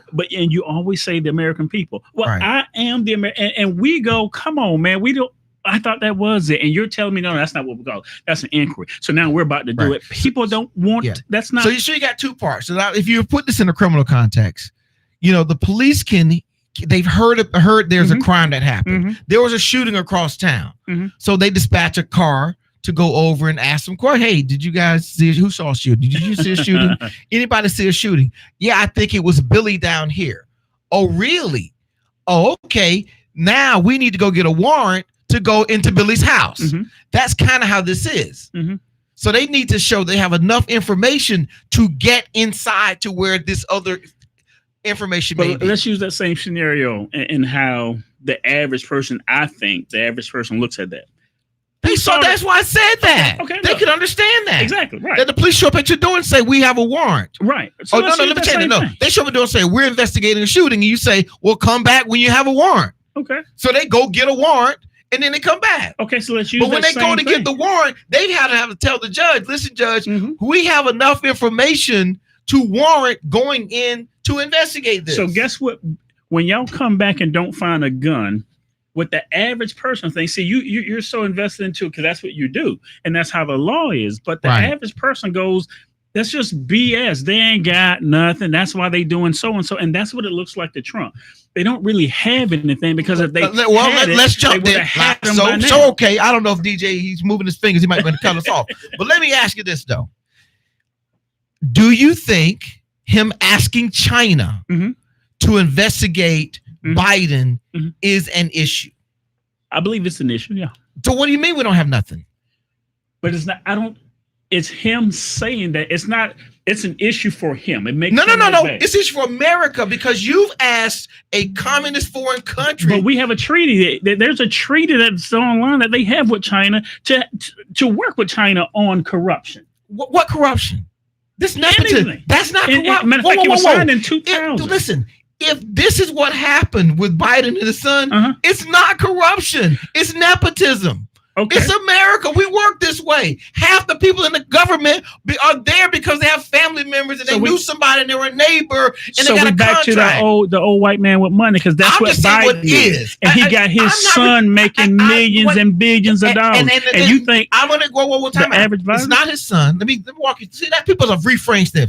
His son worked for a company that had done business in China for years. He just happened to be on the board. Yeah, his father happened to be the vice president, and he happened to fly on Air Force Two over there. Right. Okay, but see, no different than Ivanka going to China to get her patents. But Ivanka works for the government. She is the advisor to and she went there and got some patents. She is the advisor to the president. She shows up. Excuse me, y'all. I am an advisor to the president. Can I get my patents, please? I mean, what are you talking about? So I think it is much different. Now, the fact that he asked China to investigate his political rival, because if it becomes if it comes out in his favor, he benefits personally in his campaign. That's the problem. That's what he's going to be invested. I ain't got him talking about Ukraine right now. Right. I'm just talking about the China piece. And he's putting them both on the same table, on the same plate. Different. He's like, look, all right. Did he ask him, or did he say in that? Well, what he said was, I'm talking to China, but I'm talking to y'all. I don't see why China don't investigate. Either way, it's either way. I got the formality. He didn't write a letter and send it over, but he did it. We all understood what he did. But you can't because you don't like how he said something. Not like you say. Listen, he's the president. That we understand how he talks, and there's no need for us to pretend like we didn't understand it. But he did what he did. I think that in of itself, that's one dynamic. Let's swing over to Ukraine for a quick minute. Okay. Let's talk about the Ukraine piece for a little bit. We got this thing all out. Why is his personal lawyer? I don't know why Rudy went over that. No, I do know why he went over that. I'm gonna tell you why. To maintain his client confidentiality, and so he can say, I don't have to talk about this. If it was a State Department person, he'd have to talk about it. We've got the text messages showing the actual diplomats was concerned. Look, are we connecting aid to whether or not this guy gets a visit and whether they investigate Biden? And the fundraiser for the Republican Party said, oh, no. Let's take this offline. We need to talk about this in a separate capacity. So everybody sees it. And I think that those to me are going to be, for him, they're going to be the hardest pills to swallow. And we can dance around and we can say that he wasn't asking China, and we're not asking him to investigate. He's doing corruption. But let me tell you something. Iraq is one of the most corrupt countries in the world. Afghanistan, one of the most corrupt countries in the world. He's not asked for no investigations. There are people dying in the streets right now in Iraq because of corruption and American money that's being funneled around within that country and empowering. But they didn't start down on his presidency watch. So. But they are. And he's not right now today, no different than Ukraine. He's not asking, hey, I want investigation of corruption in Iraq. I want investigation. He only wants it in the countries where and under for Biden. And let me say this, it ain't Biden, it's Biden's son. It's Biden's son. No one's saying that this guy was one of the poorest people in Congress until he left office, riding the public transportation to and from office for decades. He doesn't become wealthy until he leaves office, as a lot of people do in politics, and then he cashed in, writing books and speeches and all the other things. So the implication that he is somehow, I get it, it's a juicy issue. It'll damage him, I think, with Republicans. But I think when the full story comes out, I don't think there's anything connected to Biden. This sounds like Russian collusion. This sounds like obstruction. This sounds like what you started in 2016. And while it sounds good and you make a great case, counselor, thank you. At the end of the day, it sounds just like what you guys have been saying since 2016. And Trump has the biggest megaphone. Was that right, though? If that was the case, was it right what was done to Trump? Whatever you're alleging was in 2016. Whatever you allege was done to Trump. If this was what was done, one of my question is, it's to do it to somebody. If it was wrong, it doesn't make it better to go do it to somebody else. We got another call. Good afternoon. We're in this thing. Good afternoon, caller. We're in a bonus session here. I appreciate you continuing to listen. And if you dare jump in, please feel free. Where you calling from, calling? What's your name? Hey, this is calling back. Okay. You couldn't help yourself. All right. And this is to Lisa's point. Another. Whoa. Wait. You're going to call out Lisa? Yeah, so right. But this is her from Trump point. Okay. Hold on, Carl. We'll get this over. Caller. You're with us, Carl. Who do we have? Hey, this is Kyle. Carl? Oh, Kyle. Kyle. Hey, Kyle. Okay, go ahead. Is Carl still in there? Okay. Go ahead, Cal. I'm sorry. What do you have for us? What's your question? Oh, what's your... Yeah, I just had a question for the professor. Okay. What exactly does Trump have to do to get impeached? Because I feel like he's done everything that's impeachable. I mean, he was just on Twitter yesterday and he got hit with copyright infringement. I've never seen a president ever get hit with copyright infringement before. Yeah, me either. I mean, Clinton got impeached just for lying. Mm-hmm. Seems like he's done everything possible to get impeached. And then he mentioned on Twitter that he would actually go out of his way to speak to a foreign entity to meddle in the investigation, to meddle into a presidential election. Well, Kyle, let me answer it this way. Yeah. If he gets impeached, you're talking about if the House moves, they vote, and they impeach him. That's the only thing that happened to Clinton, because Clinton was impeached by the House, but he wasn't removed by the Senate. So even if that happens, would that satisfy you? Because I think what people are saying when they say impeachment, they want him gone, which means the full process has to play out, and the Senate has to remove him. They didn't remove Bill Clinton. So my point to that is, I guess let me phrase it like this: what would be enough for you to say, like, all right, what would make you, what would make you say yes, he needs to be impeached? If something clear, if you guys could make a clear case about the Russian collusion obstruction, and you didn't, so that's, to me, that's gone. I don't care what you're doing with that investigation, is gone. So now we're with Ukraine. If you can make a clear case and it not be partisan, and I don't find out that the chair had something, he shouldn't have done something. If you can't make a case where you didn't do anything wrong, then you can't convince me. You have to make a case where Trump is just blatantly wrong and no one is out to get him. This is what he did, but no case has been presented that way. It's always a partisan issue. Now, we're at this point, in the last few years, there has not been any case where he's been blatantly wrong. Well, see, wrong enough. Professor, you say wrong enough. Wrong enough. Because the issue with Bill Clinton was people didn't think that was serious enough. See, here's the difference in Bill Clinton and Donald Trump. These are things related to him actually doing his office and business. You know, he's trying to ruin a political rival by using a foreign government. But you remember what I said? Trump thinks that you guys did that to him. I don't care what he thinks. But you can't ask why he's doing something if you don't care how he thinks. When you say you mean the government? The government, the prior administration, and the current Congress, and the House in particular. Trump sees you guys. Well, give me some facts on that. What did the prior administration do? And I apologize. They knew about the Hold Russian. On for a minute, Kyle. I apologize for you having to watch us argue in the front seat. But let me get a shot in here. Because I take shots here. So what did the prior administration do? The prior administration did not put the brakes on Russia. The prior administration did not get out in front of it. They did not get out in front with any type of legislation that they. Asking Mitch McConnell to join in a bipartisan response wasn't enough, and he said no. You talking about Obama? On Obama, when they first started Russians getting involved, and it wasn't until they saw that they were meddling. He went to Mitch McConnell and asked for a bipartisan response, and Mitch McConnell refused. Okay, I don't know about that. Well, that's okay. I know you'll research that. I know you will. And I will. I know you will. But here's the point with that. Hang in there with us, Kyle. Here's still my point with that. Even if McConnell didn't respond, what we found out was, and what everyone believes in, and what you can't dispute is, President Obama thought Hillary Clinton was going to get it. So why rock this boat? Why talk about this Russian stuff? Listen, I agree with that. I agree it was strategic. So if that's not doing something to Trump. Okay. Hey, I'm going to keep my hands off this.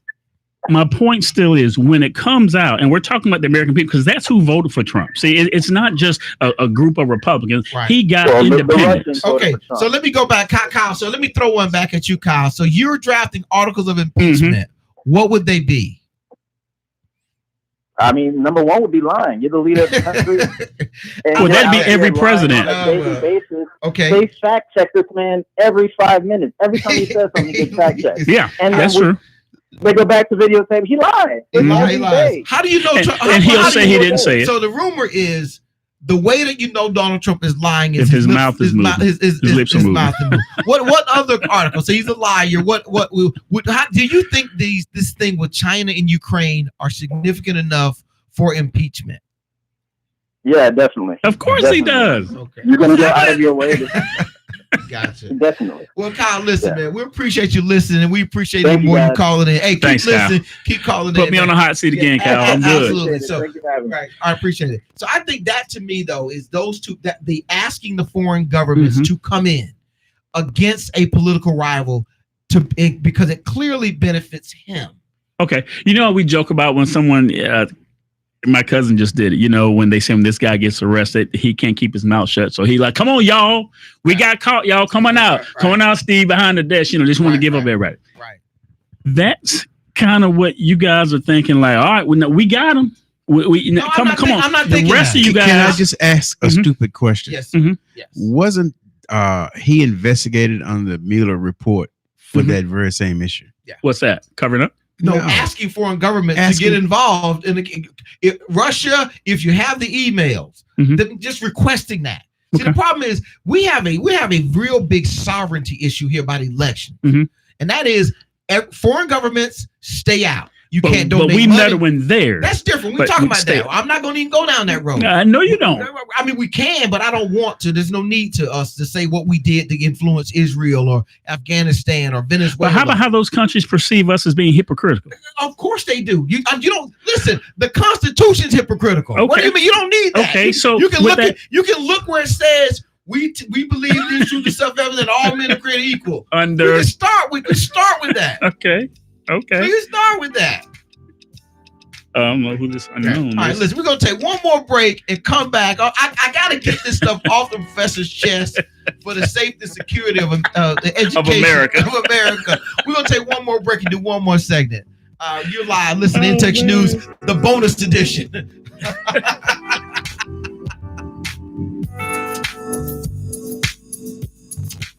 Hi, this is Dr. Veronica Walters, also known as Dr. V, the head of school at the Walters Academy for Entrepreneurship, a place that we like to call The Way, where we're educating today's youthpreneurs to be tomorrow's billionaires through social entrepreneurship. Do you have a student who's bored, frustrated, gifted, inquisitive, creative, business-minded? Then maybe you need to check The Way out. Listen, we have an educational platform that allows for individualized instruction. It's strength-based, project-based, and designed to help your students become the absolute best they can while starting their own business and being an entrepreneur. If you're looking for something different and you need to find a more excellent way, then you need to visit us at The Way. That's The Way, www.thewaetampa.org. Or you can call us at 813-603-7923. We look forward to showing your student a more excellent way at The Way. The hottest concert party in the Bay is back. 95.7 presents their 5th annual Beats by the Bay, coming November 2nd to Vanoy Park, live in concert. It's Jagged Edge. Live. Get ready for K. Michelle. It's a very special affair with K. Michelle live at 95.7's Beats by the Bay. Beats by the Bay with Drew Hill. Drew Hill. And ladies, Lloyd is back. But the party doesn't stop there. Yo, it's the Yin Yang Twins. And Hey Marie. It's 95.7's Beats by the Bay. Saturday, November 2nd at Vanoy Park. Tickets on sale at Ticketmaster.com. Group sale 727-565-6584. Okay, we're back. In Touch Radio, Reality Radio, where everyone's a star. And we've had quite a few stars calling in, putting the professor on the hot seat and everything, but bring it, Hey, look, you're holding your own, man. You're holding your own. Outstanding. And hopefully you guys still invite me for Thanksgiving dinner because none of this is personal. You come to Thanksgiving, but don't show me the family reunion. I can't control all those people. I can control Thanksgiving. Well, if you show me the family reunion, man, you are welcome in all perspectives. I think people need to hear differing views to fully understand their own view. Because if your view can't stand up to a differing view, your view is not really strong. And so, but let's say DJ CEO has been wonderful enough this morning, everybody, to give us a little bit more time. Two quick things we want to touch on. One would be the Amber Geiger. For those that don't know, she was the police officer out in Texas who shot the gentleman in his apartment, African American male, James. in his apartment, shot him. And she was found guilty. She got a hug from his brother, and the judge gave her a Bible, and she got 10 years. And it's a hug, and she got 10 years. Right. Lot to unpack in that. and I didn't see. I saw the brother and I saw the hug. I just happened to see an image of the judge hugging her, which made me kind of go look it up. I didn't know she gave her a Bible. Gave her Bible. So she got 3 more at home. Okay. So you take this and next you read this. Let me tell you, the internet, as they say, is undefeated, and the internet is so unforgiving at the same time. I tell you, the internet can never be a person because. But anyway, here is my issue with that. I struggle. Part of me struggles with the 10 years, and then meaning another part. Too much and not enough. Not enough. Okay. And then the other part goes, okay, with any other verdict, the judge does weigh out a person's past, their history, you know, their contribution to society.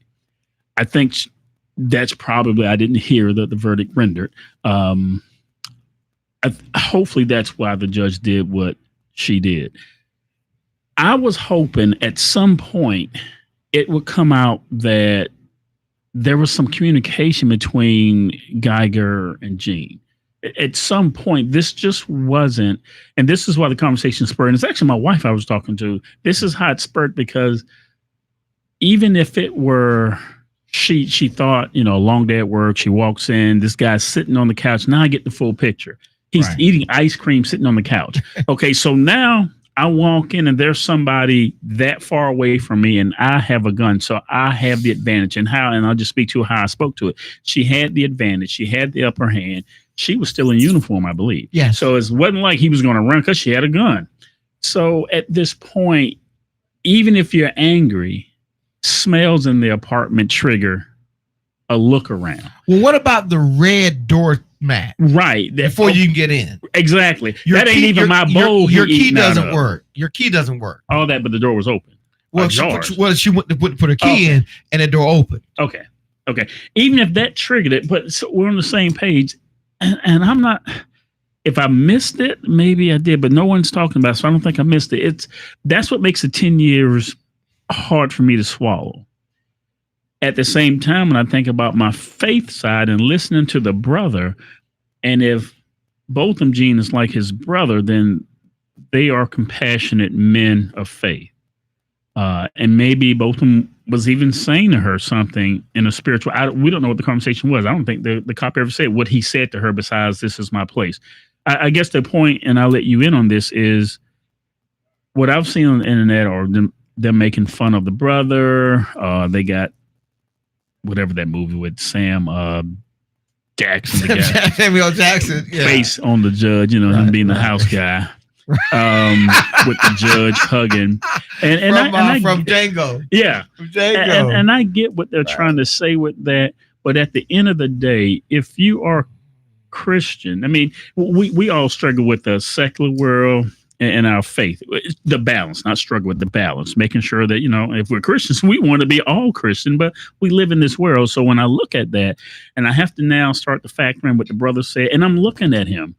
And it's not that was a script. That was just genuine as I listened to it. I'm thinking, man, it kind of disarmed me.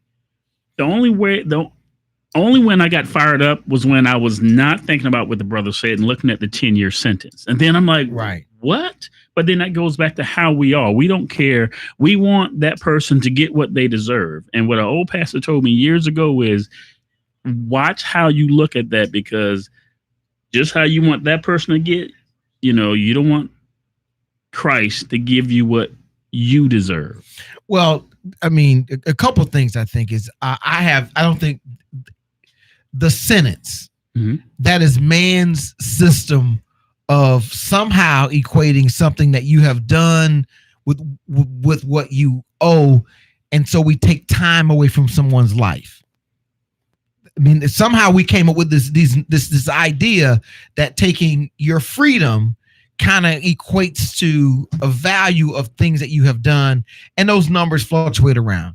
And so when you look at the criminal justice system as it relates to somebody's life being taken, the range is infinite. It goes from 0, where you get to walk away from it completely, to your whole life is taken early. We execute you. That's the range. General, but charges. But I'm just saying all the crimes that you have. I'm just saying. Okay. But the end result is over there, life was taken. Right. And somehow we then weigh how that life got taken. Did you blow a red light and end it? Did you drop, a baby out of a window? Did you, get angry in a moment of passion and kill someone? Did you premeditate it and put rat poison? And out of that, if a life is lost, depending on how we have this number, I think it's completely archaic. That number to me is almost irrelevant because that satisfies our desire for you to give us retribution. In the reality of life, and I apologize everybody who's going to say, start writing your emails now, getting on my soapbox, is the final arbiter of justice is God.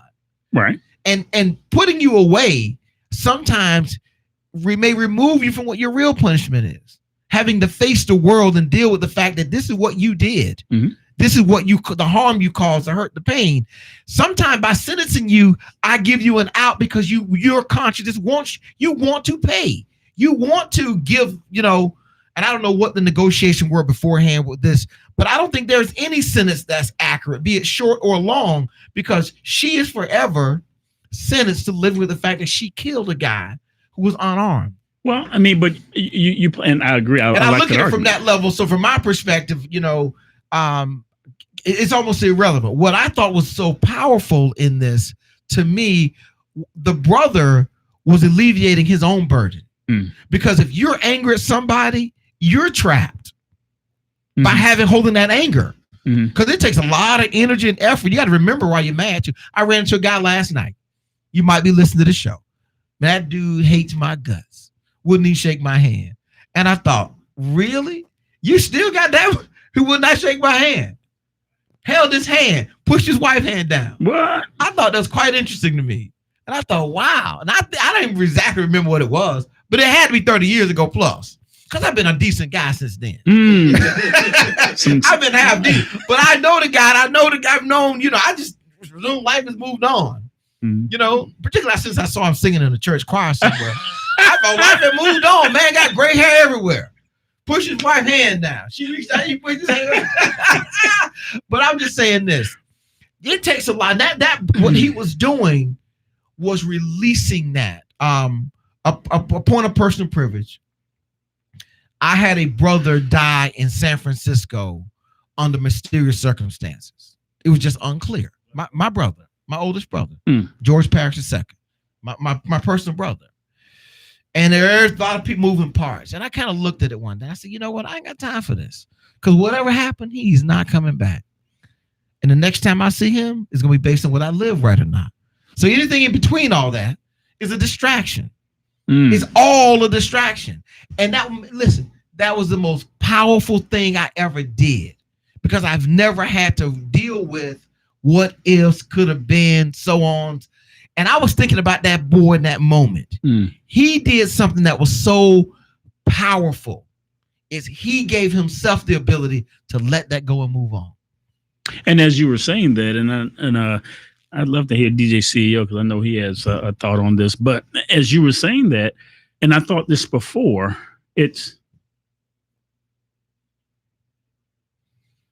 we know that God is omnipotent. Yes. He's omnipresent. He knew that was going to be the end of Botham Jean's life. He knew that.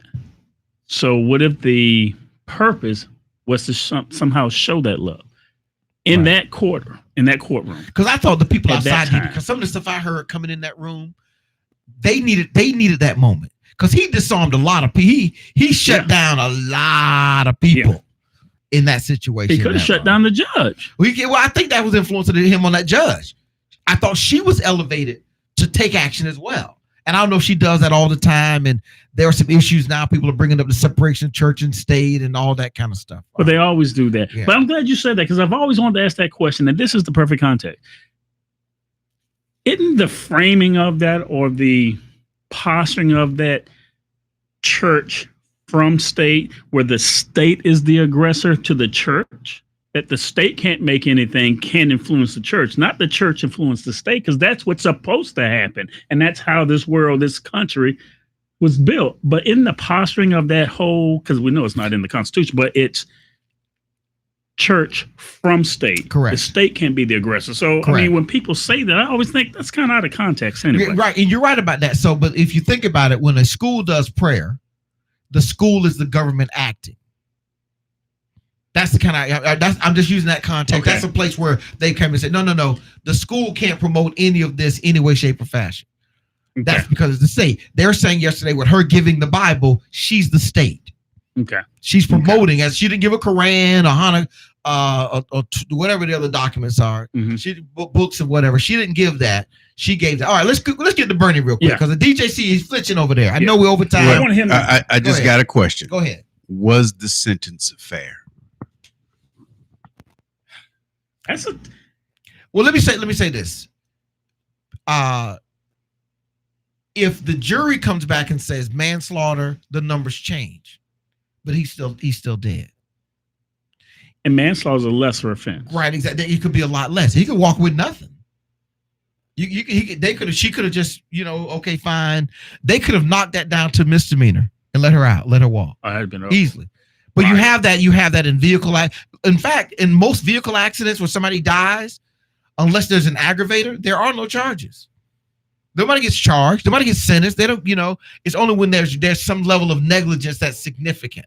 You blow a stop sign and kill somebody, unless they prove you were texting or drunk. Hey, but the person's still gone. Right. They're out of their lives. They're so for, 10 years is long enough for everybody to think and move on. And I'll tell you this, I was involved in a case years ago of a young man who got in a fight and the other person died. The young man was 18 years old and he got sentenced to, 15 to 25. It was a big sentence, really. And there was a fight to get him out. And I think he gets out in like 9 or 11 years.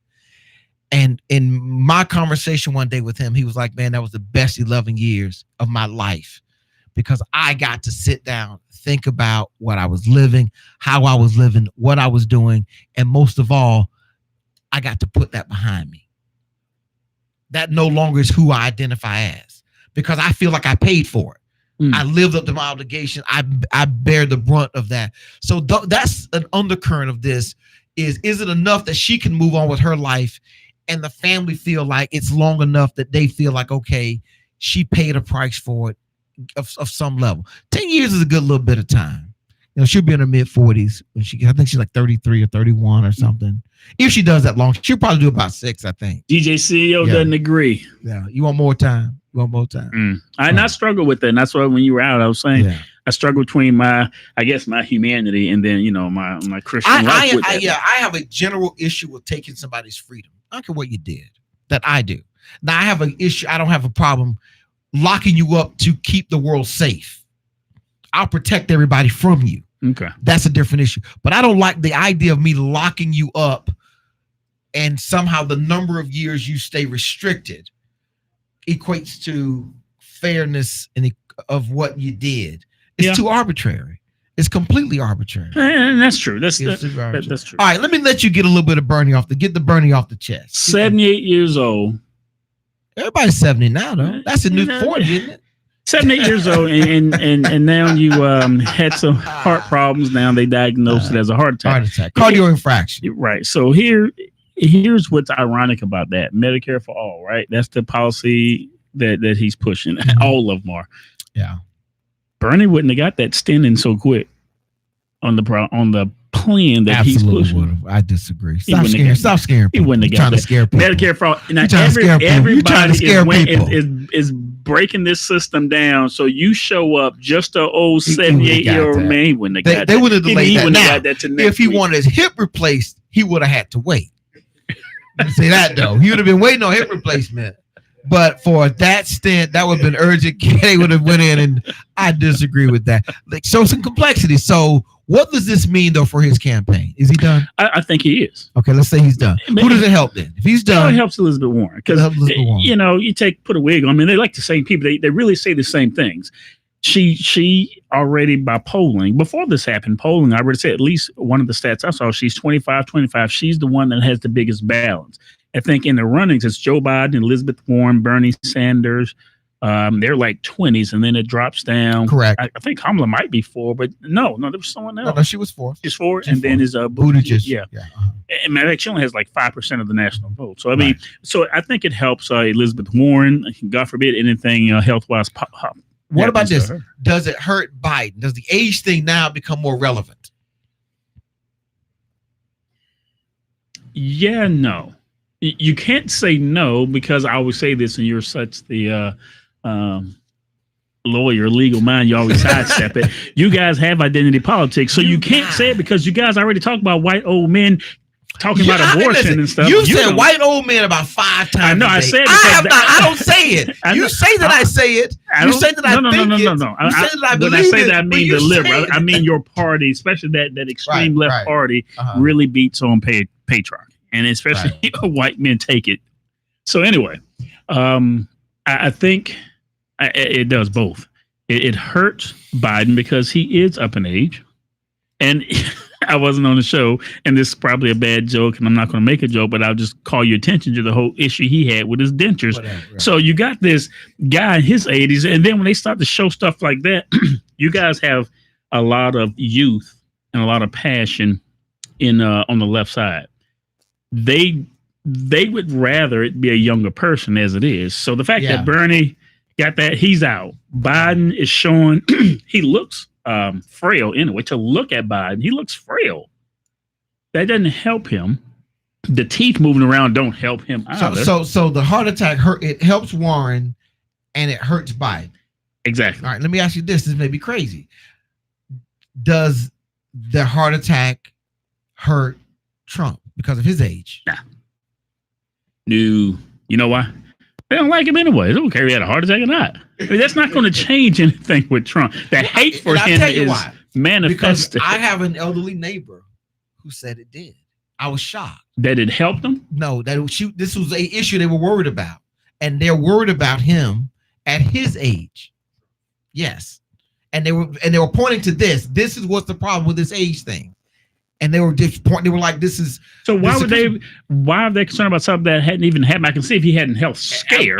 No, they're just saying at this age, because they're about they're a little older than him. They're closer to 80 themselves, and they're like, I can't imagine him 4 years. I got it. They're like, you look at the old picture presidents. Usually they age like a decade. Well, that's why you get a VP that can just carry it on, and your side does not want a Pence presidency. And let me say, politically, I wouldn't. For America, I would be okay with that because I think we're right now destroying institutions. I'm okay with a person in the office doing things that I don't disagree with politically. I'm fearful because America has projected the idea that our institutions are somehow inviolate, that they will permeate and survive anything. And suddenly, it's not looking that way. It's not looking like truth and honor and dignity and trust are features you can build on, in your government perspective. So I disagree with the Vietnam War, but I trust that the people in it weren't just trying to make the Dulles brothers rich, even though they did. I can trust that we went into Iraq to fight weapons of mass destruction, not to do a vendetta and to plunder. But Trump is tearing those structures and weakening them so that now you have an entire State Department saying, we won't respond to a subpoena. So what happens now when I subpoena a business and they say, I won't respond? Guess why? Because government says you can't, and then the judge said, Mr. Parrish, I just had this in a case. We had a witness wouldn't show up. 2 subpoenas. We went to the judge. What can we do about this? Judge like, arrest him. The guy, he said, do you want bad testimony? You gonna bring him in here? He's still not gonna help you. So you go drag him in. He's mad now. You're not gonna get what you want anyway. So what do you want? You want to go do that? I'll do it. And it was just interesting to me. The perspective was you can't do nothing about it. And I think they are normalizing this. And not to say that they're all at fault. We've seen this coming. So like Bill Clinton sitting down for that deposition. He didn't have to. He could have said, send me some questions. I'll have somebody write some answers back. But if he did that, you tear down the system. And that's what I think we need. So for that perspective, I think Trump would be more respectful of America's institutions. He wouldn't use the military and talk about it the way Trump does. He might bring Pence. He would be a more honorable person. And while I disagree with his politics, I think that we'd be safer as a country because of that. So those are my comments, Professor. I'm glad to have you back. Man, it's tough in there without you. I'm swinging at the air. I'll be glad we can start doing this remote. I can always step out. Man, we're going to always be live, man. We're All glad right. to be here with you. Thank you to the listeners for hanging in there on this bonus hour. Hey, be safe. Take care, and we'll be back next week.